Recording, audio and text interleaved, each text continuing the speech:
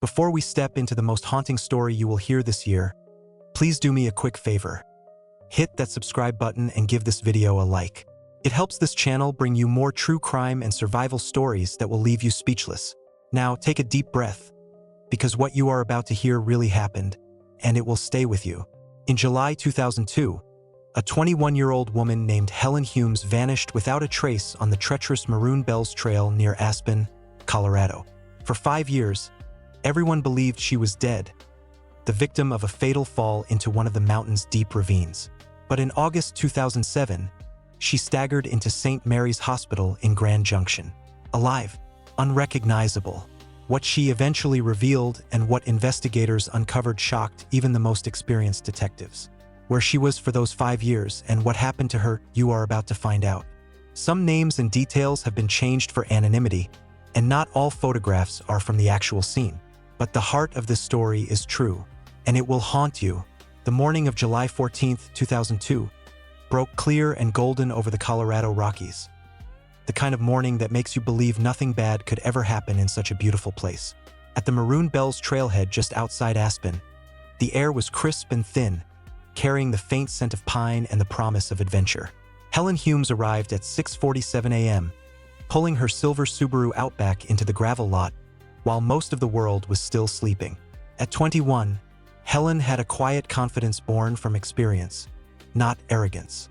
She had been hiking these mountains since she was 12, when her father first strapped a pack on her back and told her that the wilderness would teach her things no classroom ever could. By the time she enrolled as a graduate student in environmental science at the University of Colorado, Helen had logged more trail miles than most people twice her age. She stepped out of the car and stretched. Her sun-streaked brown hair was already pulled back into a practical braid that hung between her shoulder blades.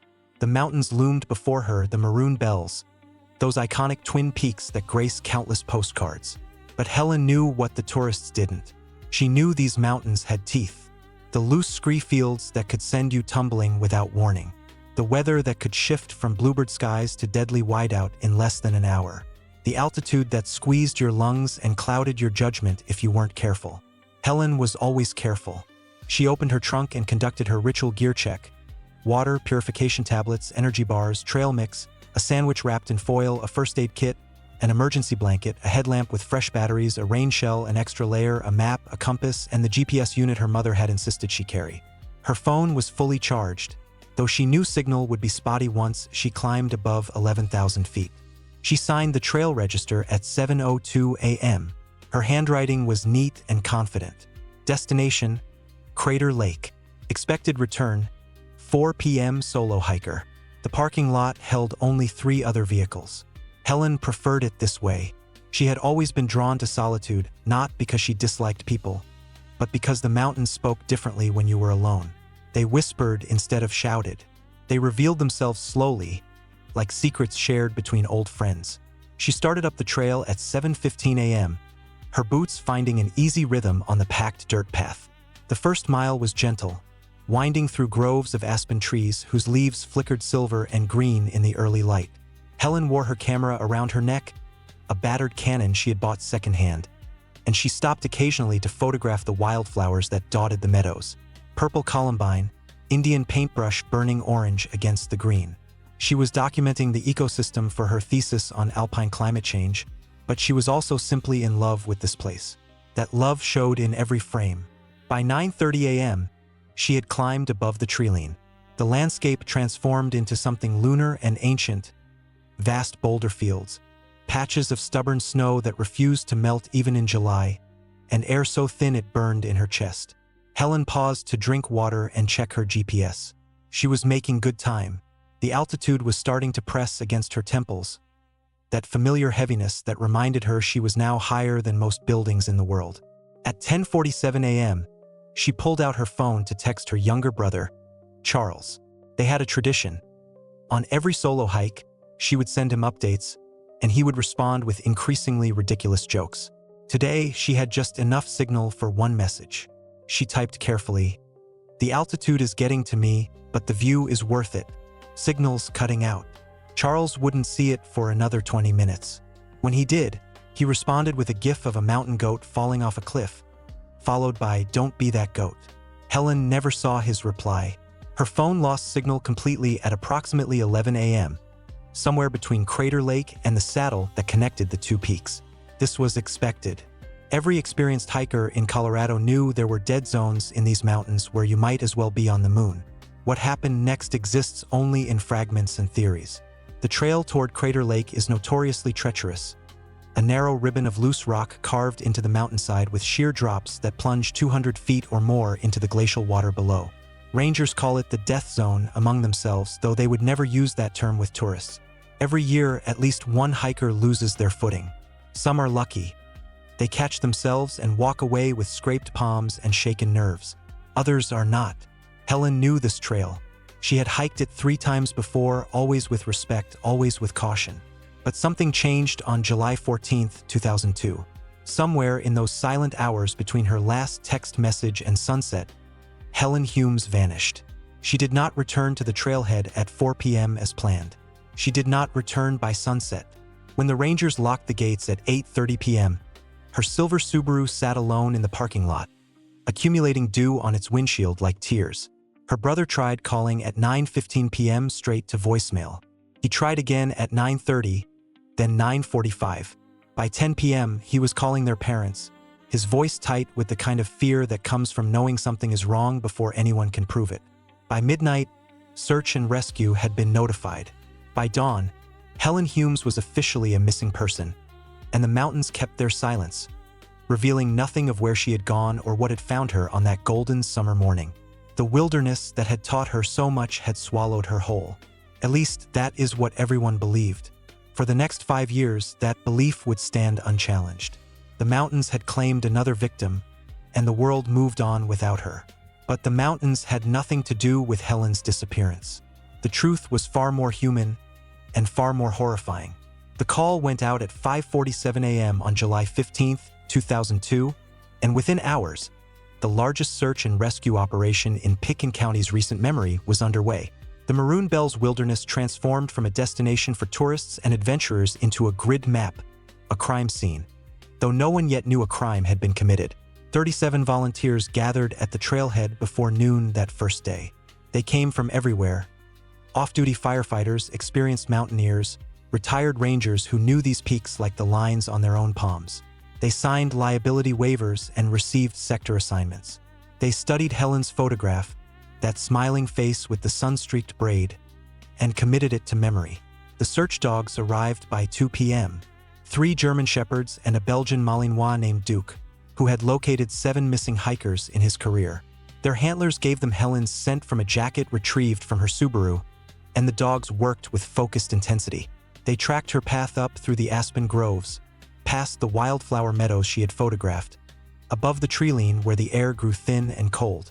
The scent trail ended abruptly at 12,400 feet, near a section of exposed rock where the wind whipped so fiercely that nothing could hold. The dogs circled, confused, whimpering. Their handlers marked the coordinates and called it in. Helen had made it this far. Then nothing. Helicopters joined the search on day 2, 2 Bell 407s from the Colorado National Guard. Their rotors thundered off the ancient rock faces as they swept the valleys and ridgelines in methodical passes. Thermal imaging equipment scanned the boulder fields for any sign of body heat. Spotters with binoculars searched for color: the blue of her day pack, the red of her jacket, the pale flash of skin against gray stone. They found nothing. Helen's parents arrived from Denver on the evening of the first day. Her mother, a small woman with the same brown eyes Helen had inherited, refused to leave the command post. She stood beside her daughter's Subaru as if proximity to the vehicle could somehow maintain a connection to the child who had driven it there. Helen's father paced, asked questions no one could answer, studied maps with the search coordinators, pointing to areas he thought his daughter might have explored. Charles, Helen's younger brother, arrived on day 3. He was 19, still carrying the gangly uncertainty of a teenager not yet grown into his frame. He showed the search coordinators his phone, scrolling through every text Helen had ever sent him, as if hidden in their history of jokes and trail updates might be some clue everyone else had missed. His last message to her, the gif of the falling mountain goat, sat unanswered in the thread. He could not stop staring at it. By day 4, The volunteer numbers had swelled to over 100.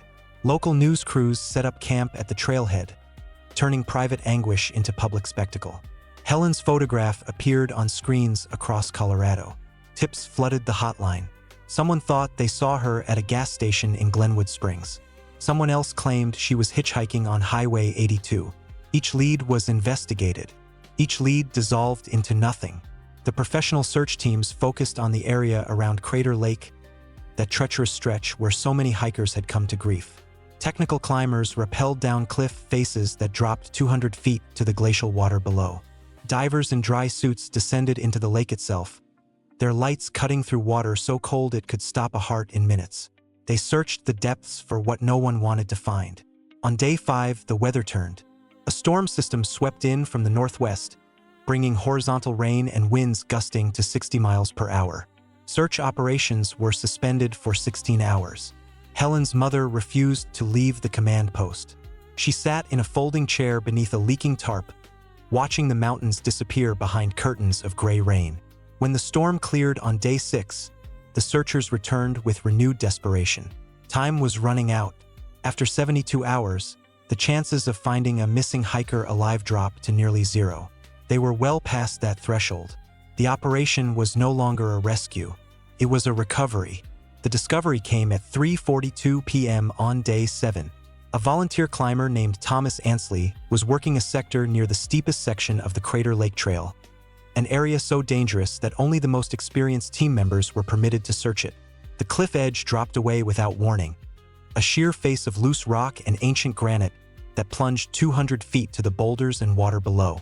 Ansley was scanning the rocks when something caught his eye. A flash of blue nylon wedged between two boulders about 15 feet down the cliff face. He radioed his coordinates and waited for the technical team. What they recovered an hour later was a single torn strap from Helen's blue day pack. The fabric was shredded, as if it had caught on sharp rock during a sudden, violent fall. It was still attached to a small section of the pack's body, enough to confirm identification through the manufacturer's serial number. The rest of the pack, along with Helen herself, was never found. The official theory wrote itself. Helen had slipped on the treacherous trail. Her pack had caught on the rocks as she fell, the strap tearing away as her body plummeted into Crater Lake. The depths there reached over 90 feet in places. Water that cold, pressure that absolute, a body might never surface. It might lie preserved in the darkness forever, claimed by the mountain that she had loved. The search was officially suspended on July 22, 2002, 8 days after Helen had signed the trail register. In September, a memorial service was held in Denver. 300 people attended.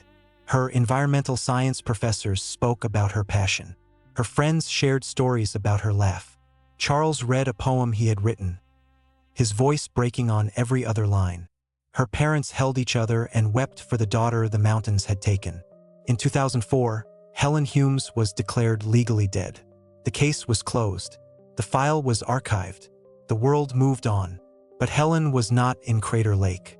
She was not dead. She was 43 miles away, in a place no search dog could scent and no helicopter could spot. And she would remain there for 5 more years. 5 years is long enough to forget. Long enough for grief to settle into something quieter, something that lives in the corners of rooms rather than the center. Long enough for the missing person flyers to yellow and curl at the edges before being taken down entirely. Long enough for a family to learn how to breathe again, even if each breath still carries a trace of absence.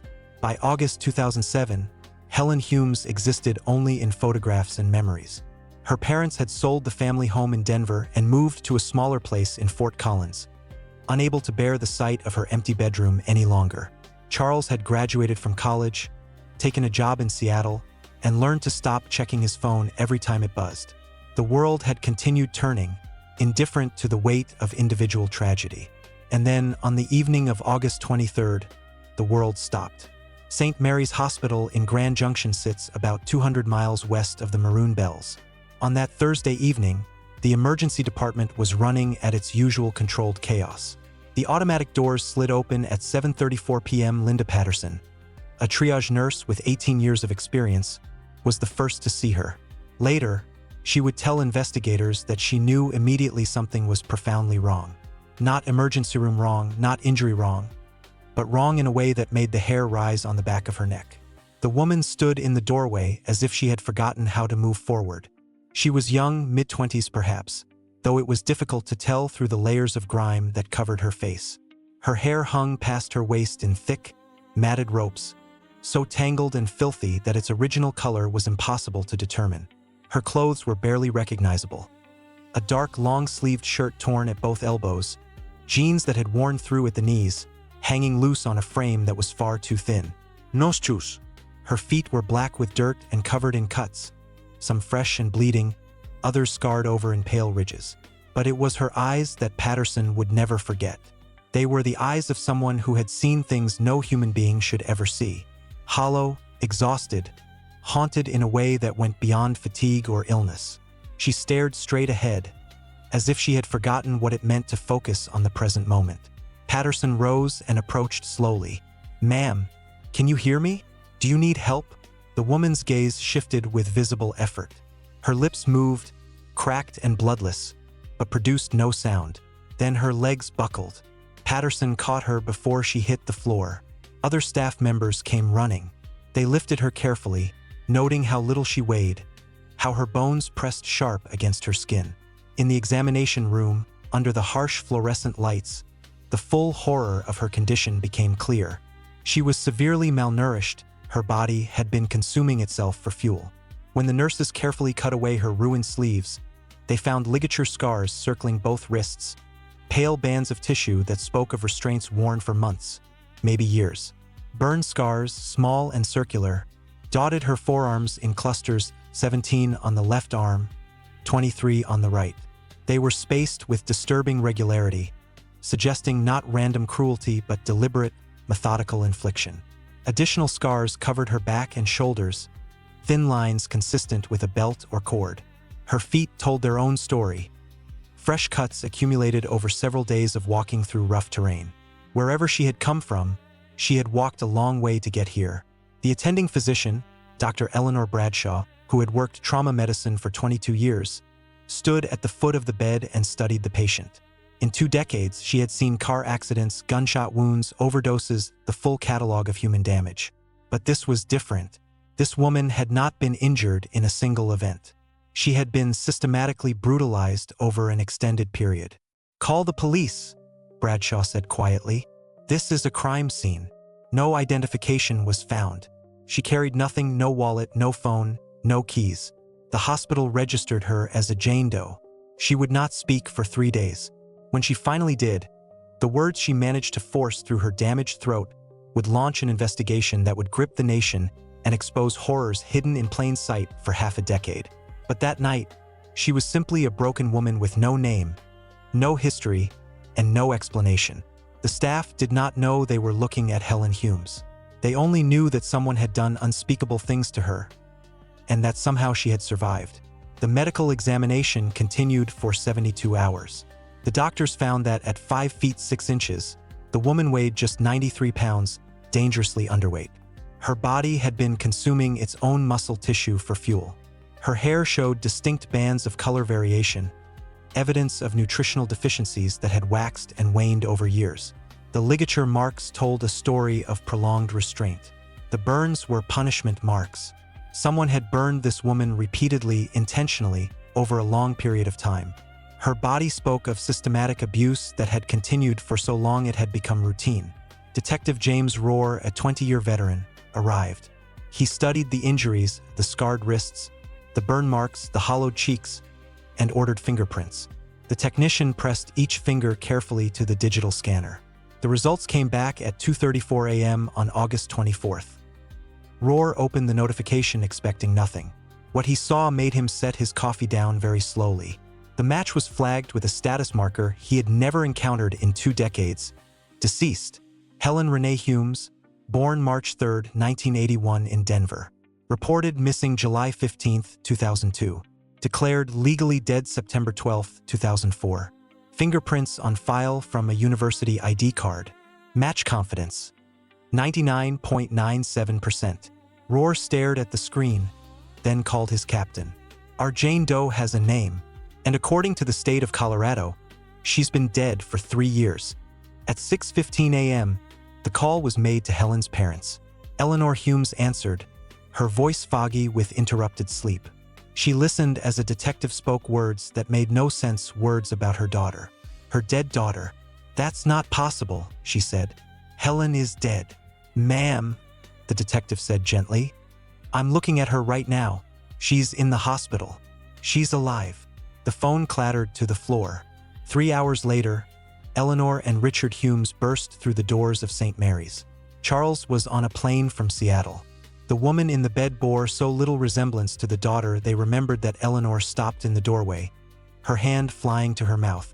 This woman was a skeleton wrapped in skin, her hair a matted shroud, her body a map of cruelties they could not comprehend.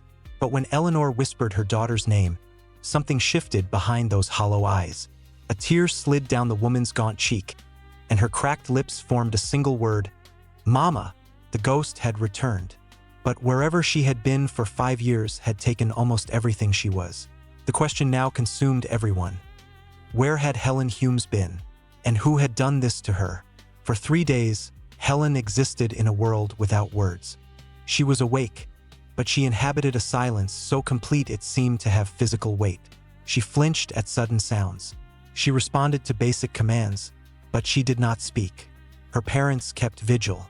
Charles arrived and simply sat with his sister, not speaking either, as if his silence could meet hers in some space beyond language. The hospital brought in a specialist, Dr. Vivian Thornton, a forensic psychologist who had worked with trauma survivors for 15 years. She watched Helen through the window and documented behaviors. At breakfast, Helen looked at the tray but did not touch the food. The nurse encouraged her to eat, but Helen still did not move. Then the nurse said, "It's okay. You can eat." Only then did Helen pick up the fork. She was waiting for permission. Later, Helen needed to use the bathroom.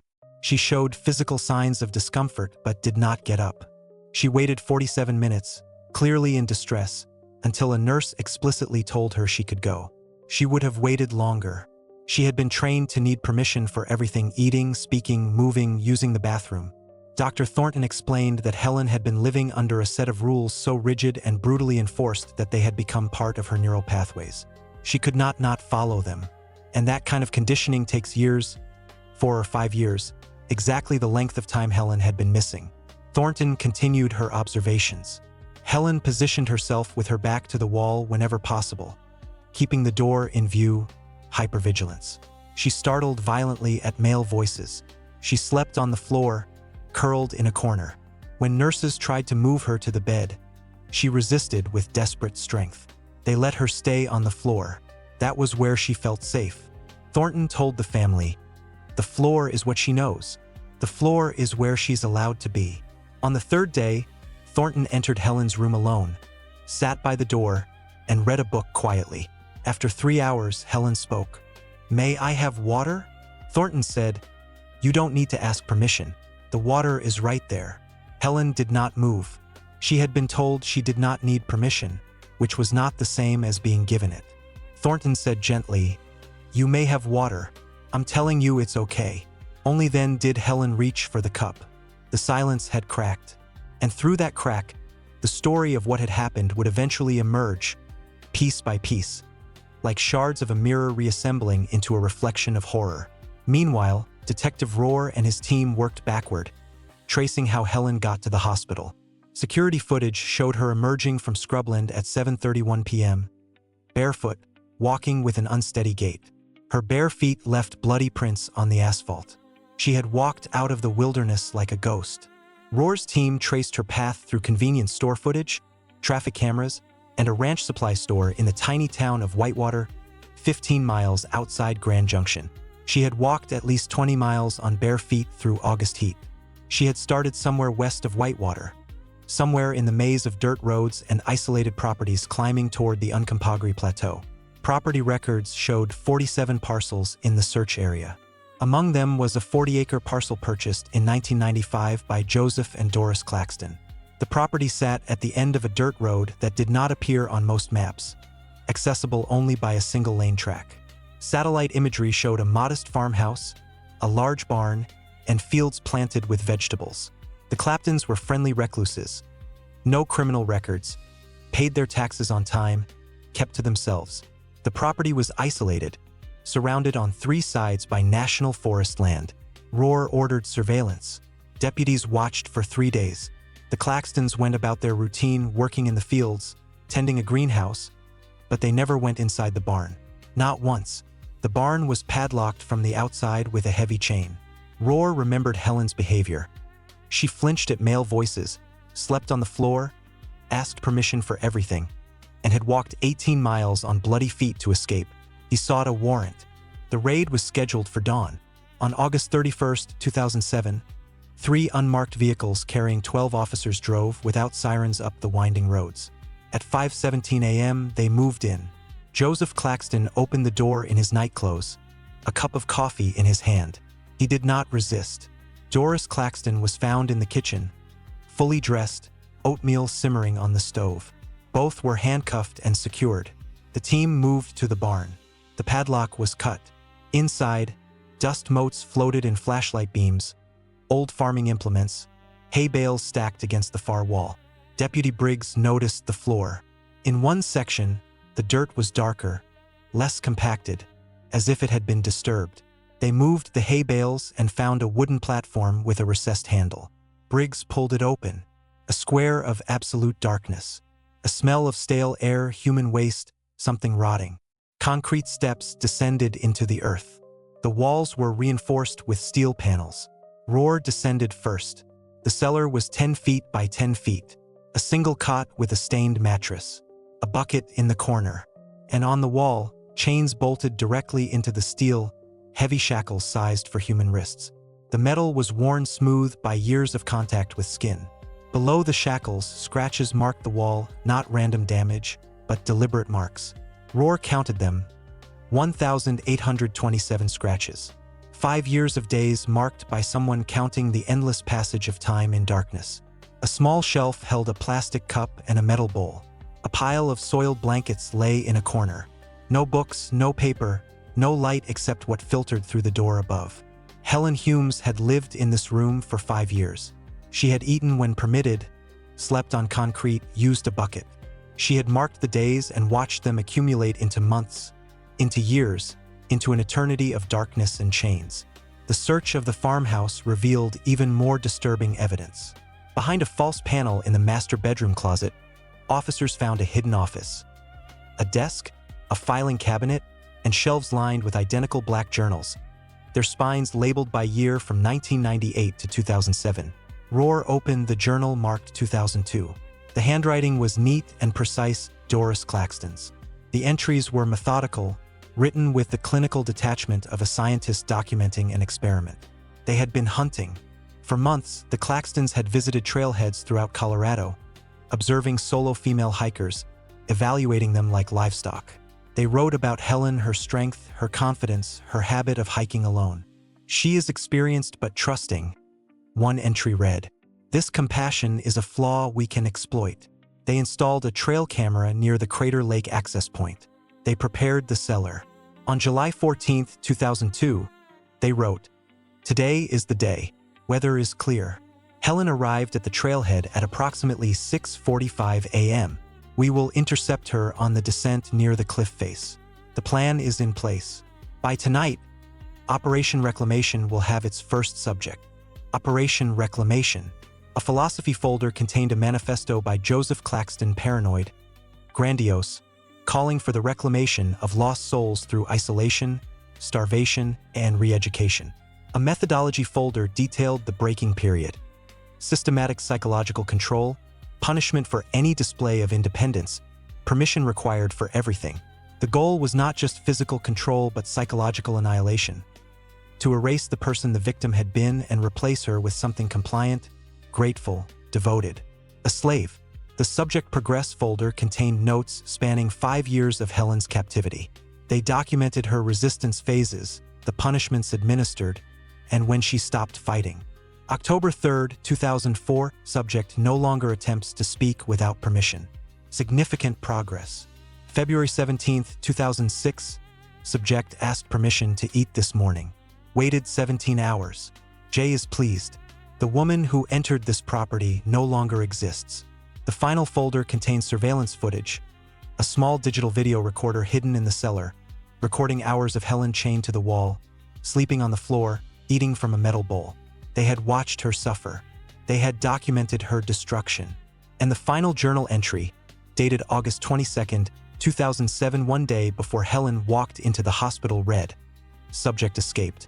Failed to properly secure cellar door. We searched but found no trace. If she is found, we must claim ignorance.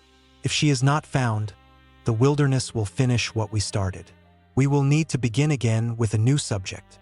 They had planned to take another victim. The trial began on March 3, 2008, Helen's 27th birthday. The prosecution had overwhelming evidence. The journals, the footage, the forensic analysis of the cellar, the trail camera photos of Helen hiking alone, unaware she was being watched. Helen herself testified. She walked to the witness stand with her arms crossed over her chest. That protective posture the whole country had come to recognize. Her voice was barely audible at first. She described the day of her abduction in halting fragments. The woman on the trail claiming her husband had fallen. Helen's instinct to help, the cloth pressed over her face. She woke in darkness, chained to a wall. She described the rules: no speaking without permission, no eating, no sleeping, no using the bucket without permission. Violations were punished with burns, beatings, days of starvation. The rules became her reality. When the prosecutor asked her to identify her captors, Helen pointed a trembling finger at Joseph and Doris. "That's him," she said. "That's her." She did not cry. She had learned to suppress emotional displays. Any sign of distress had been punished. The defense argued delusional disorder and coercion, but the journals showed Doris as a full partner. The jury deliberated for 6 hours. Joseph Claxton was found guilty on all counts: kidnapping, false imprisonment, aggravated assault, and torture. He was sentenced to life without parole. Doris Claxton was convicted on the same charges but received 30 years, with the possibility of parole after 20. She would be nearly 90 before she could petition for release. Justice was served. But justice is a legal concept, not a psychological one. For Helen, the verdict changed nothing about the prison she still carried inside. She moved to Fort Collins, into a small apartment near her parents' home. Her mother visited every day, bringing meals Helen had to be encouraged to eat, sitting in silence when words felt like too much. The progress was measured in tiny increments. After 3 months, Helen could sleep in a bed, though she still woke most nights on the floor. After 6 months, she could feed herself without waiting for explicit permission, though she still looked up before each bite. After a year, she could walk to the mailbox alone. Dr. Thornton continued working with her. The diagnosis was complex: post-traumatic stress disorder, but also something deeper. The Claxtons had not merely traumatized Helen. They had rewritten the fundamental code of her personality.